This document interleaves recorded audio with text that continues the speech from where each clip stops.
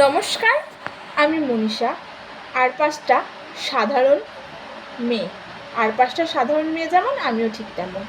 আমিও একটা জায়গায় কাজ করি, তো সেটা কোনো বড় কথা না। আজকে আমি আমার পরিচয় নিয়ে আসিনি, আসার কথাও না। আজকে 14ই আগস্ট, রাত পোহালে 15ই আগস্ট স্বাধীনতা দিবস আমরা কালকে পালন করব।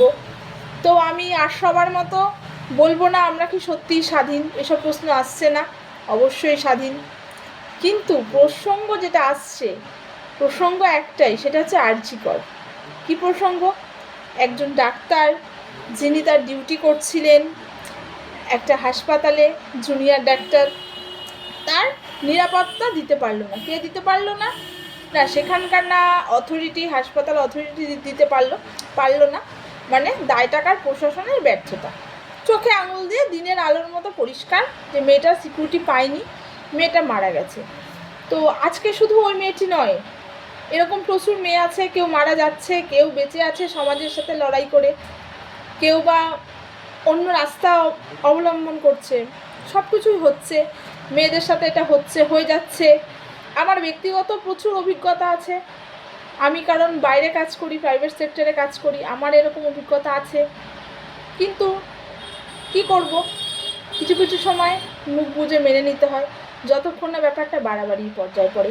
সুতরাং তো ওই মেয়েটিও কিন্তু ভাবেনি হয়তো কিছু হয়েছিল, কিছু হয়নি, সেটা একদম ভেতরের ব্যাপার, আমরা কিছুই জানি না।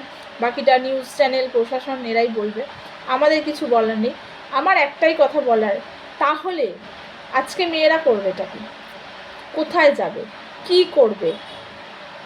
করাটা কি? মানে সিকিউরিটিটা কোথায় পাবে? হাসপাতালে পাবে না, রাস্তায় তো পাবেই না, ওপেন ট্রামে, বাসে, মেলা, ভিড়, যেখানেই যাও কিন্তু একটাই প্রবলেম, একটাই, সমস্ত জায়গায় এরকম কিছু মানে নর পশু যারা, ওরা একদম রেডি হয়ে থাকে ওদের বিকৃত কামনা, বিকৃত লালসা, ওটাকে চরিতার্থ করার জন্য।